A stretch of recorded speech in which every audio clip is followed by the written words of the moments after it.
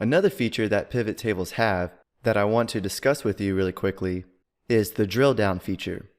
And we can use the drill down feature to see the details that were used to come up with a total.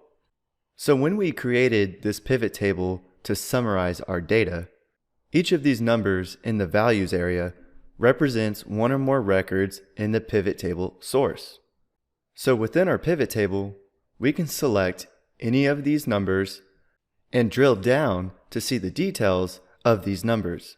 So for example, let's take the total sales of product A101 for the month of January. To drill down, all we have to do is double-click this cell.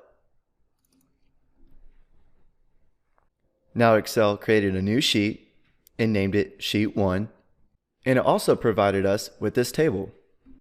And these are all the records that make up the total for the product A101 for the month of January. And if we select our sales column, we can see that this sums up to 1909 in our status bar. And if we go back to our Pivot Tables tab, the sum of sales for A101 for January is 1909. So this drill down feature can be really helpful if you want to see the details of a specific value. Now, one thing to keep in mind, if our data source updates and then we update our pivot table, this drill down sheet doesn't get updated.